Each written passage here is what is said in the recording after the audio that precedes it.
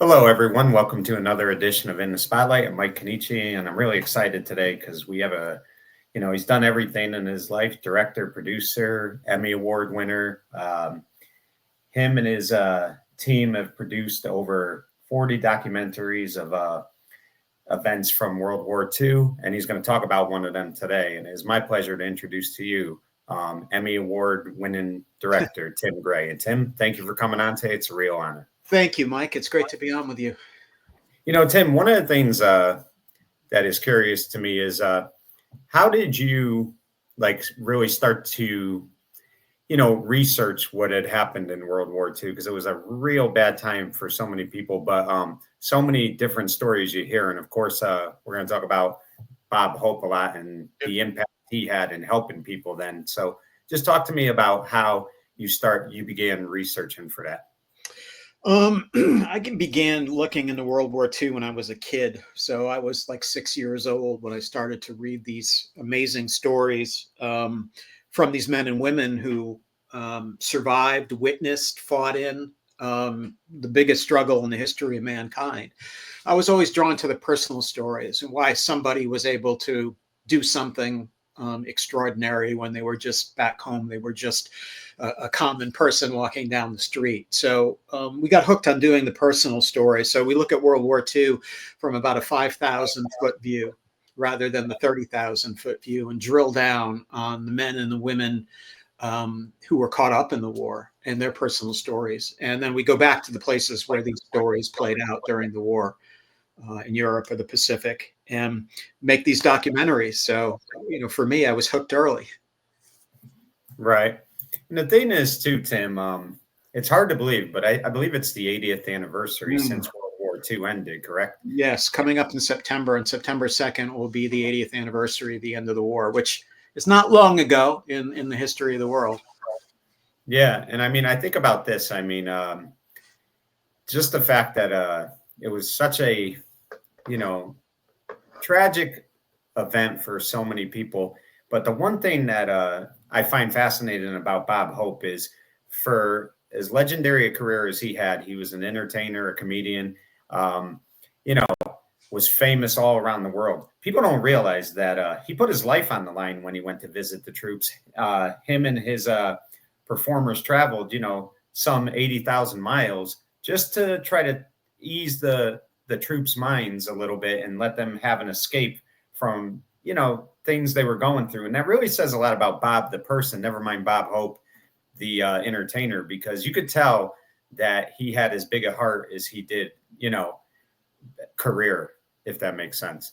It does. Yeah. He just, he was born in England, immigrated to the United States and grew up in Cleveland, Ohio. He was just really patriotic. He was really happy to be an American citizen.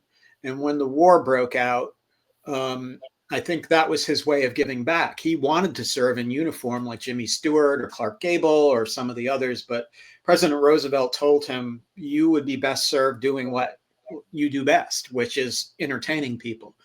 And so they had that first concert, I guess you'd call it a concert or performance at March Field in California prior to Pearl Harbor.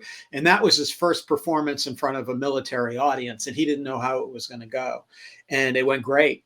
And they decided after that they would do more of their live NBC radio broadcasts across the United States at different military bases. And it just kept growing and growing. And then they eventually made the decision to go to Europe to entertain the troops who were fighting there, and then go to the Pacific to entertain all of the folks who were fighting over there. So, he did it. He was genuine about it. I think most of Hollywood was genuine about entertaining the troops during World War II. And he was really kind of the band leader for all of them. He was the most visible of all the Hollywood entertainers who traveled the world and tried to bring a little bit of laughter to these men and women who had seen so much horror. Yeah. And Tim, I would assume that while there have been so many over the years now that go visit the troops, I mean, you see people from all facets of the world. I mean, actors, sports athletes, whoever it is, they go out to certain places and they try to, reach out to the troops, get to know them and things like that. But I think Bob was really the first to ever do that. So he kind of set the tone. And, he was really the pioneer that started all of this. Yeah. And other guys went out, Mickey Rooney, Bing Crosby, USO had, exceptional shows, but to see a Bob Hope show during the war was kind of the pinnacle of entertainment for these men and women who were serving overseas. And he really was the first stand-up comedian when you think about it. He laid the groundwork for a lot of the stand-up comedians who came after, and was just a guy who genuinely believed that these men and women needed a slice of home brought to them.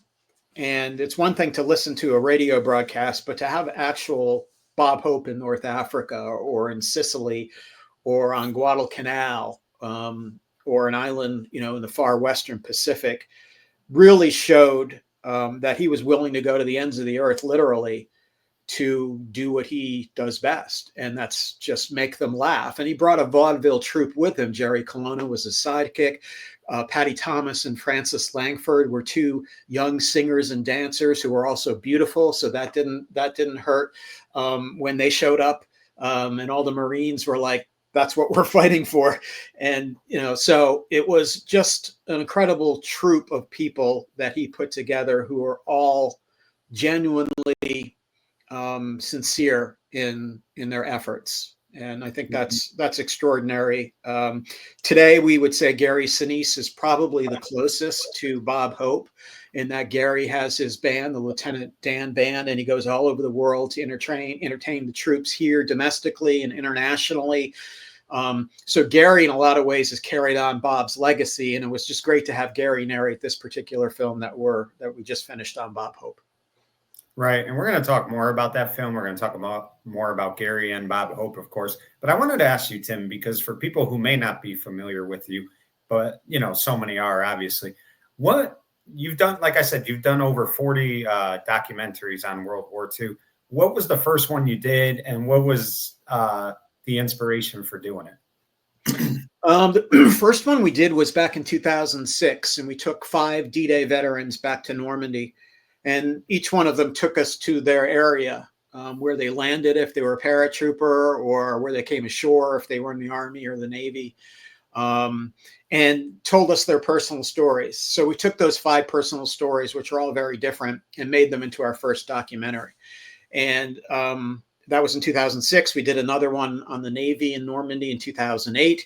And it just kind of took off from there. And we started to pick up some really good corporate sponsors and individual donors who believed in what we were doing, because we're trying to educate a new generation. We're not so concerned about the 70 and 80-year-olds who tend to know a lot about World War II. What we are concerned about are the 50 to 40-year-olds who don't know anything about World War II and were never taught anything about the war in school.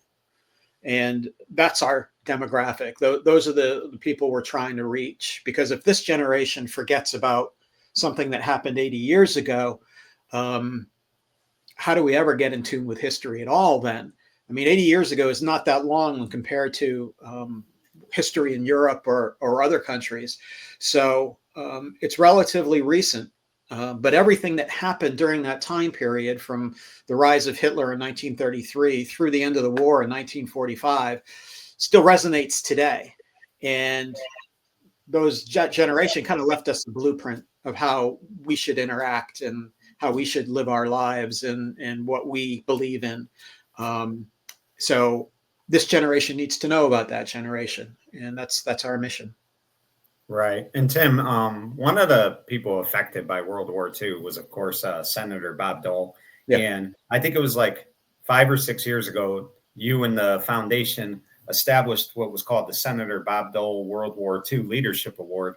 And it's given annually to the veteran of World War II who returned from the war and devoted their life to public service and education, which is very important and things like that. But just talk about doing things like that, because a guy like Senator Dole, he lost like all feeling and I believe his right arm. So the fact that you see that people like him, they made it home, but they came home with a price as well. He went through a lot, and the fact that he was able to live his life and be a senator and things like that, because it wasn't easy going through what he went through. Yeah, he was wounded in northern Italy, an area what's called the Gothic Line, and was severely wounded where he could not use his arm for the rest of his life. And that's why he always carried a pen or a pencil in that arm so people wouldn't shake that particular arm. But he was severely wounded and almost died. But, he came home and really just dove into public service. And having been through that experience of World War II, he knew what was a big deal and what wasn't a big deal. And he knew what to fight for and what not to fight for. And along with somebody across the aisle who was wounded not far from him, Hawaiian Senator Daniel Inouye, who was a Democrat, Dole was a Republican. They were both guys who were severely wounded in the war. Inouye lost his arm and was awarded the Medal of Honor. But it was interesting to watch them work together in Congress because there was a way that they could reach across the aisle and work with each other, having a shared experience of being severely wounded in World War II. So they knew how to work together, also to fight against each other when needed, but there was a respect there that they both had. So we did a film on Bob Dole and went back to the area in northern Italy where he was wounded, and he's held in such high regard in that specific area of Italy today. And then at the end of his life, a lot of the honor flights would fly into Washington to go visit the National World War II Memorial. And on a random Saturday, Bob Dole would be there in his wheelchair just greeting the veterans as they came in. He didn't want any publicity about it. He wasn't out there for headlines. He just wanted to shake the hands of his fellow veterans from World War II and welcome them to the National World War II Memorial, which he helped build along with Fred Smith, the CEO of FedEx. So you couldn't think of anybody better to name the award, and we were nice enough to have his approval to name the award after him several years ago. And it just represents a veteran who took the lessons of the war and came home and gave back to his community or his state or his country and talked about the lessons of the war to keep that discussion going. And that was Bob Dole. Right, and he really was a remarkable man. He was. The things he did in his life.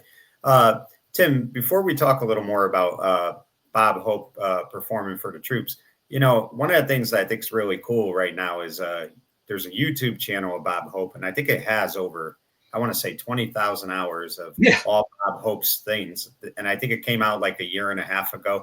So it's really nice because I think the younger generation sometimes forgets, or never mind forgets, they don't have any idea who Bob Hope is. No. And I think like every young kid that, loves comedy and things like that needs to know who Bob Hope is. And this channel gives them that ability to see who he was, because he really was, like I said, he was the originator of comedy and TV comedy and things like that.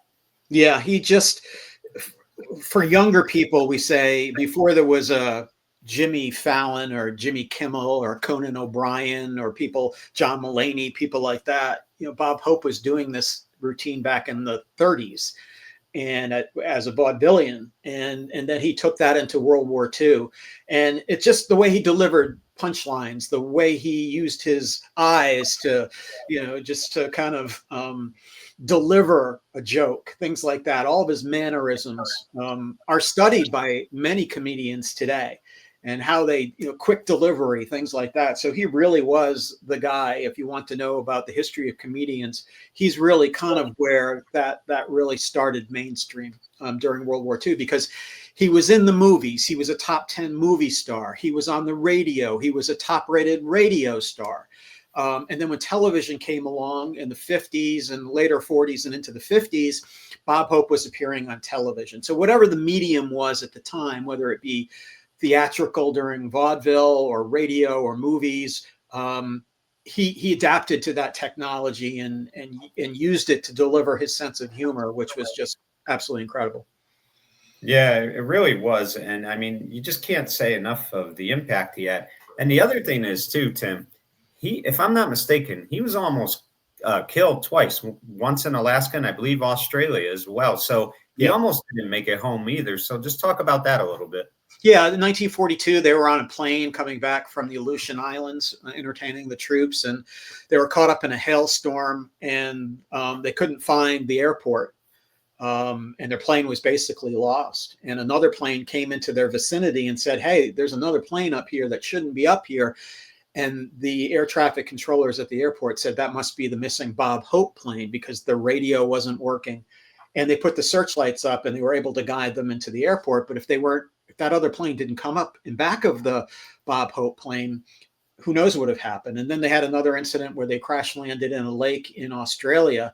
And, were fortunately on a plane that could handle a water landing like that. But he risked his life at the front lines when they would go to the front lines to entertain the troops, especially in the Pacific. There were times they had to jump in the foxholes. They were strafed by German planes in North Africa. So not only is the travel difficult and cumbersome, but they're in the middle of a world war. And when you fly to the Pacific, if you have engine trouble in a plane like a B-17 or a C-47 or something, there's no place to land. So yeah, every trip they took, there was a certain amount of risk to that trip. And that risk only grew when they got closer to the battle lines.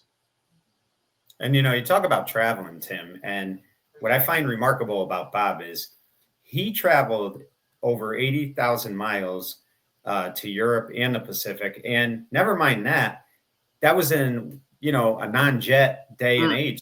I mean, the fact that he did that when there were no jets and things like that, that's just you really have to admire him. Like I said, not just for his work in entertainment, but just the person himself, because again, I mean, he seems like to me a very selfless person.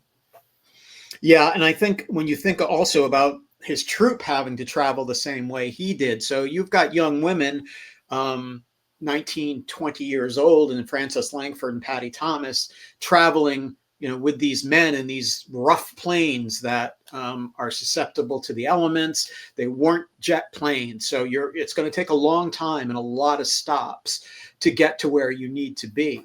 And it was really tough. It was really tough travel. And today you think 80,000 miles, and some salesman will say, "Oh, I do 100,000 miles in a year." And I'm like, "Yeah, but you weren't on a B-17 bomber, or you weren't on a PBY Catalina plane or a prop plane doing all these miles in the middle of a world war." Yeah. So that they were 80,000 miles of extremely hard miles, not like you can be in business class today or first class or economy plus with extra leg room. There was none of that back then. It was supplies, mail, and there's always the fear that you're going to get shot at and shot down or crash in the plane. And some Hollywood celebrities did die in plane accidents during that time. Like Clark Gable's wife, Carol Lombard, was probably the most famous. She was out on a USO tour and her plane crashed into a mountain and she died. So there were risks back then anytime you flew, but much more dangerous back then than today. And you talk about the impact, Tim, and I said the impact that Bob had on the war and on people. He was receiving 30,000 letters a week from servicemen, women, their families. I mean, that's 30,000 a week. There's no way everybody could go through all that mail, but that just shows the type of impact he had and how, he, like I said, he took away some of the stress and trauma that a lot of these families were going through by just, making them laugh. And I think that's what really stands out about Bob is he did everything he could to kind of ease their pain a little bit. Yeah. And a lot of the times they'd have a big show there. Let's say you're on Guadalcanal. They'd have a big show where 30,000 people would be there. And then Bob would hear about a company of Marines who couldn't be there. Maybe they were out on a patrol. Maybe they were on a different, perimeter of the jungle. So what he and Jerry Colonna would do is jump in a Jeep or a truck and go out and do a short 12-minute show for those people who missed the big show. And I think that just shows the type of person that he was, that he wanted to reach as many people as he could. He would visit all the hospitals. He would visit the air bases. He would visit the ports, any place where soldiers, Marines, airmen would gather, he would be there. And that was just absolutely amazing. And you talk about the letters, they would go through these letters, and some of these letters would be from people serving overseas. And a lot of them would also be from family members just asking Bob, "Hey, you seem like a friend. Perhaps did you see my son Dave on Pavuvu. And he would write back and say, I had a great time. He would write people back and say, I had a great time on Pavuvu. I didn't see your son, but I'm sure he was there and he enjoyed the show. And so he would reciprocate. He would return letters. He would call parents of a Marine if that Marine asked him to say, gave him a phone number and said, my parents live in LA. When you get home, we call them and just tell them I'm okay. And he would do that. He would show up at the front door of families' homes and hand deliver a letter from a soldier overseas who said, could you bring this to my parents? And he would. So there were instances of him doing this. And if you're in it just for the notoriety, you're not going to go that far. But he certainly went that far. Yeah. And that just says a lot about how they felt comfortable with Bob calling their mother or calling their father, both parents, because I mean, I'm sure when a parent's getting a phone call from Bob Hope and he's assuring them that their kids are safe and they're okay. I mean, it doesn't get, any more reassuring than that when you have a guy with Bob's stature calling you. And it just goes to show, though, Tim, that's the one thing I think sometimes in Hollywood, and it's not everybody. So many of them I've talked to, they're wonderful people. But there are some who can never be bothered. And this guy was probably the most famous at the time. I mean, if he wasn't, he was in the top two. And the fact that he would take the time to phone people, write people, you learn that as great of, like I said, as great of a comedian as he was, he was a better human being. Yeah, and I think he motivated a lot of other celebrities to also, if Bob can do it, I can do it too. And a lot of other celebrities joined USO tours, whether they be singers or dancers or actors. So I think during World War II, Hollywood, in terms of entertaining the troops, really kind of followed Bob's lead. And nobody did it better. Right. So, Tim, talk a little bit. We're going to talk in a second about the latest documentary, but talk to me a little bit about this foundation, because it doesn't just put on documentaries. I mean, I mentioned before the things that your foundation does, but I mean, it does so many things, and it's a nonprofit thing as well. So they're just, the reward is helping as many people as they can. And this foundation is phenomenal. So just talk about it a little bit. It's all done to honor them. It's all done to honor those who didn't come back. It's all done to honor those who witnessed horrible things or survived horrible things, because most of them are very humble and they don't want to talk about it. So we set this foundation up to be able to chronicle as many of these personal stories as we could, and interview a cross section of veterans, and not only veterans, but again, survivors of Auschwitz, or women who grew up in school in Germany and had to do 10 Heil Hitlers every morning for their third grade class. They bring a perspective to all of these stories that we sit down when we're working on a film and say, how do we do it differently? How do we get a story across that's maybe a little different than what you would hear on the military channel or the strategy of the war? What I'm really interested in is how an individual handled World War II and how they handled it when they got home. There was no diagnosis of PTSD after World War II. That didn't come till later. So that generation fought a global war that killed between 60 and 70 million people, and then had to come home and act like everything was normal. And I think that's the case for all veterans. Our specific focus is on World War II veterans, but any veteran, Korea, Vietnam, War on Terror, Afghanistan, Iraq, they all have their own individual stories. Any of them who have seen combat or seen their friends killed or anything along those lines. So what always fascinated me is why, as an ordinary 17-year-old, did you want to leave high school and go land on Omaha Beach on D-Day? Why? And their answers are all very succinct in terms of they did it for their country. They did it for the people they were fighting alongside. They felt it was the right thing to do. And I'm always interested because nowadays everything is so blurred. What is the right thing to do? Our country is divided in so many different ways. And people look back on World War II and say, well, that was one of the few times in the history of the United States that we seem to all be on the same team.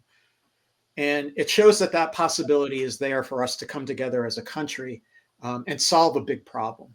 And unfortunately, sometimes it takes us being attacked for that to happen. But that generation proved that if it's worth fighting for, they were going to fight for it. Right. And Tim, you obviously weren't on the battle lines. No, nowhere near This was, yeah, this was 80 years ago. But when you're doing all these documentaries and you're getting to talk to veterans or veterans that are deceased, and you're talking to their families or just getting information and stories that you hear, I'm sorry, but like, you have to be impacted by it. And even though you weren't there, when you're interviewing all these people and you're doing your research and things like that, it's got to hit you a lot too. I mean, it's got to be, while it's, very rewarding to do, because, you're telling their story of what happened and things like that. It can't be easy for you all the time as well. There's definitely, a lot of sadness when you're doing this as well. Yeah, I mean, when you look at how many people died during the war and what happened with the Holocaust and what happened with certain battles, especially in the Pacific, the brutality of those fights, these are not uplifting things, but they're part of history and they happened. So how do you prevent them from happening again? Well, you get the real story from those who witnessed it, and hopefully it affects a young person to say, okay, now I know the signs of genocide, or now I know that diplomacy should always be the first option in war. But sometimes you do have to fight a war, and sometimes you do have to fight a battle, and all these things resonated out of World War II. And I just find it fascinating to sit down with these veterans and the others and let them dictate the conversation where they want to go with it a lot of times. And if they start to cry, you let them cry, because that's what they were doing 80 years ago when they were caught up in a battle or happy that the war had ended. So it's important that they display the true emotions and how it affected them for the rest of their lives. And Right. And a lot of times they'll share that with us as a film crew, but won't share that with their own families. And I'd say 95% of the time we might be leaving a veteran's house after doing an interview for a specific film, and a daughter or a granddaughter will come up and say, we had no idea that he was awarded a Silver Star during the Battle of the Bulge for heroism. Or we had no idea he flew 50 missions in a B-17 over Europe. He never talked about it. They're trying to protect their families from what they did, and in another life in which they had to do it. So they're much more open with us, and we're very thankful for that. But it's not easy. No, it definitely can't be. So let's talk about this latest documentary, Sure. Tim. And number one, you mentioned earlier about Gary Sinise and, Yeah. the Lieutenant Dane character in Forrest Gump. I mean, that character, you probably feel sorry for him the most in that movie. Yeah. And you see what he went through. So I'm sure as time went on, Gary as well, he really understood the impact, or, what so many of these young men and women went through. But the title is beautiful, Miles, Morale, and Memories, Bob Hope in World War II. And I love that Gary's narrating it. And I believe you have over 300 stations that are going to air this documentary. So talk to me about that, and how did you and the foundation come about to film this documentary?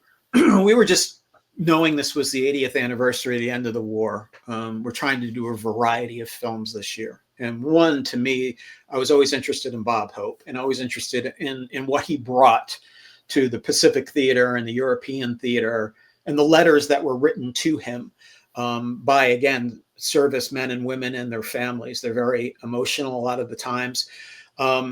Gary's the perfect. Gary had two uncles in World War II. Gary's brother was in Vietnam. Gary is just an amazing man who continually helps all veterans, World War II, disabled veterans, combat wounded veterans. He's one of the most humble people I know. And to have him, because his legacy is tied somewhat to what Bob Hope did, to have him was just perfect. He's narrated about 4 of our films so far, and he's one of our favorite narrators. And he just brings a great voice to an important topic. Not everything in this film is about comedy. Some of the things we deal with in the documentary are about loss, and young men who died the day after they saw Bob Hope perform in Italy or the Pacific, and letters written from families to Bob Hope saying, I'm glad my son on the last day of his life on this earth was able to be entertained by you. You seem like a good guy. And for him to have to read those things, knowing that he's performing in front of 10,000 men, and the next day, there's going to be 30% casualties of those 10,000 men, which means a lot of those men he's performing in front of are going to be killed or wounded. But that never reflected in his performances. So, yeah,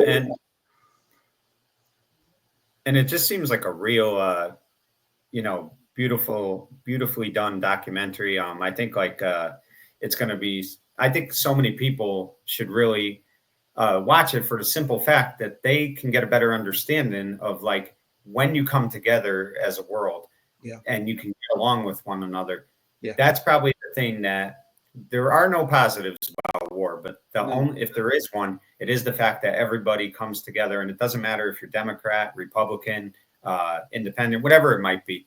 You're all there for the same purpose, and that's to keep your country safe and to be friends, to stay healthy, things like that. So I think documentaries like this, especially, it's good for people to watch, because at the end of the day, no matter what's going on in the world, you just want to be able to be safe. And that's the most important thing. And for a guy like Bob Hope, like I said, to, go out there and offer his time just to give them a little happiness.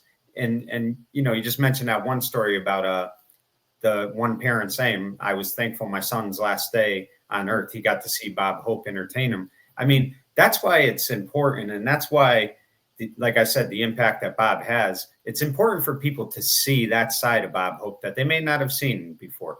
Yeah, we really dove into some parts of focusing on the letters and how Bob took the letters. And that's why we the film is Miles, morale, and memory. So those are the three things that we really tackle in that film, and that's why we used it for the title.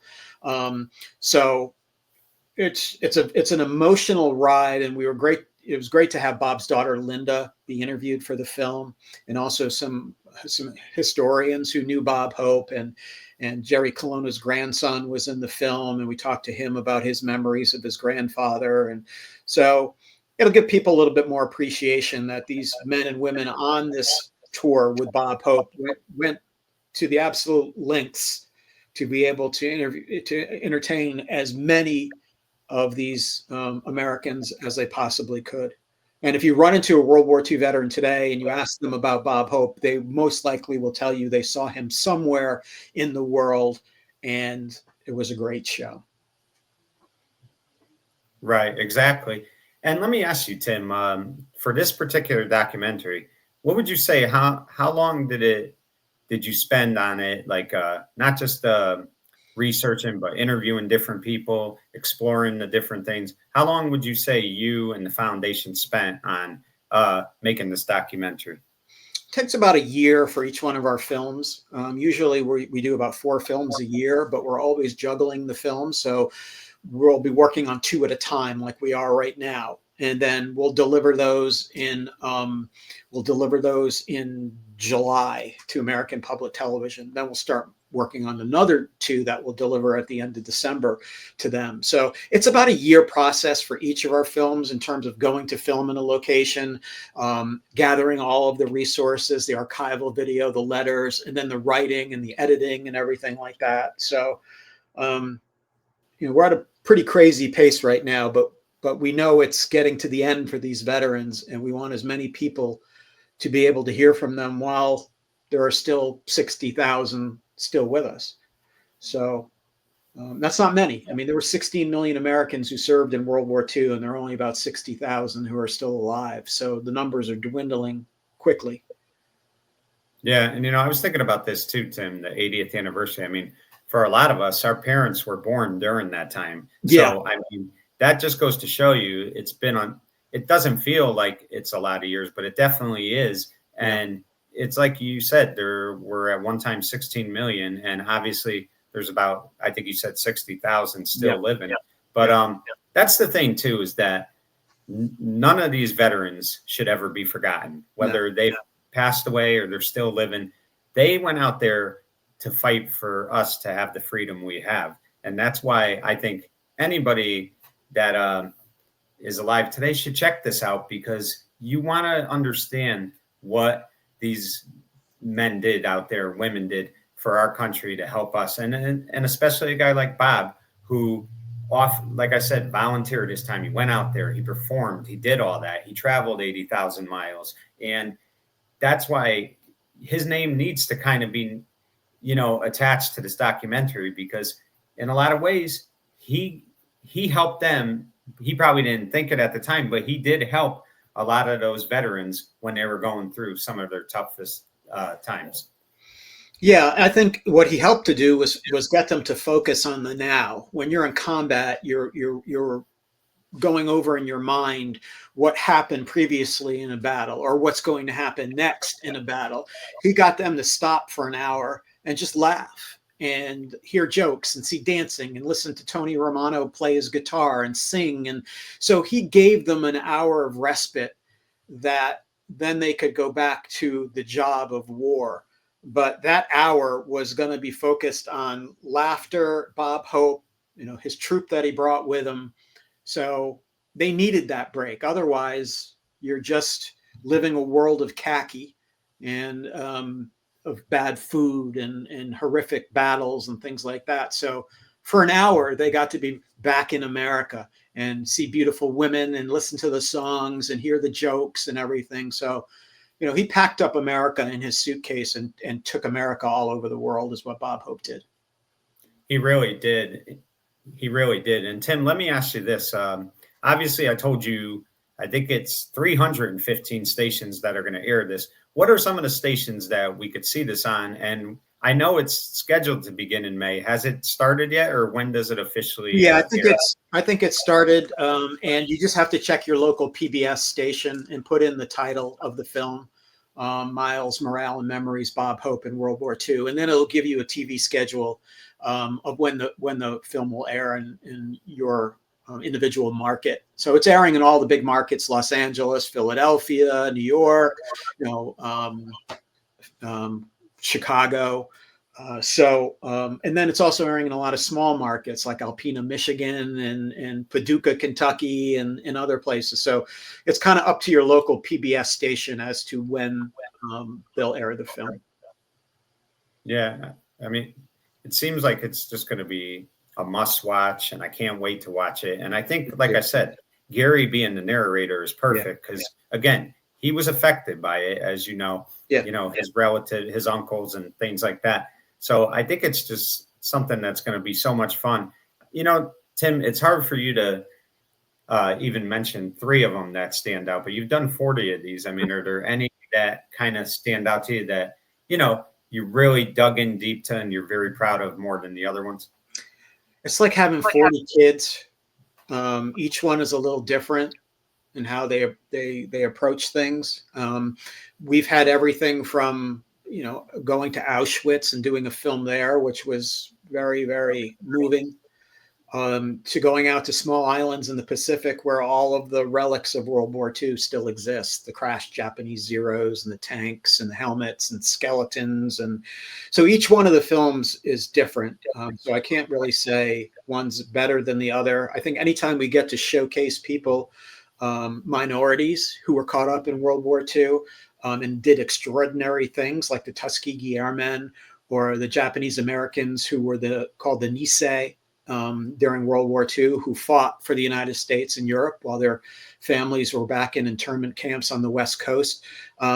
We like to highlight stories that maybe the person who knows something about World War II has never heard before. So one of those stories we did was on a 14-year-old paratrooper. He joined the 82nd Airborne when he was 14 years old.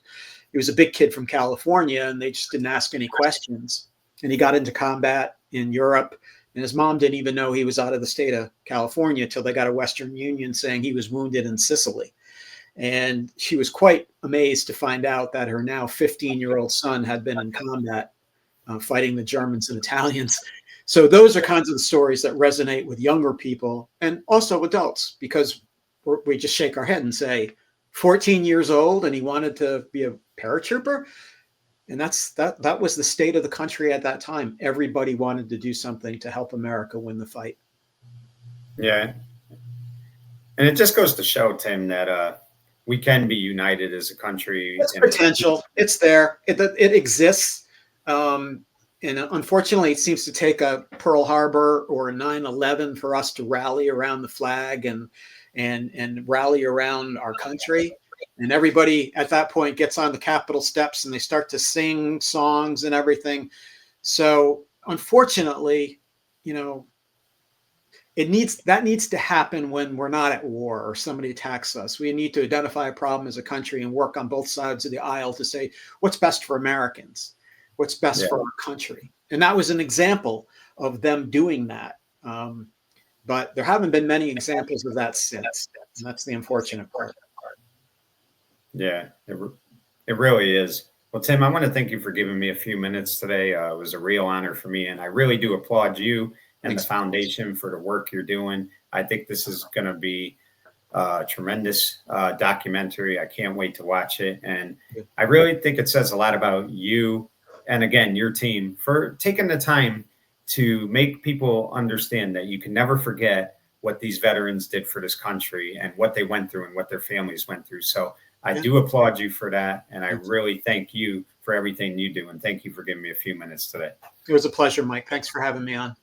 Thank you. Well, folks, of course, it's called Miles, Morale, and Memories, Bob Hope in World War II. Again, it's on 315 stations. Just type in PBS and type in the title, and it'll be there somewhere. It's out right now. I hope everybody will take a look at it because it's going to be something special. Thank you. For In the Spotlight, I'm Mike Kenichi. He's Tim Gray saying good night, everyone.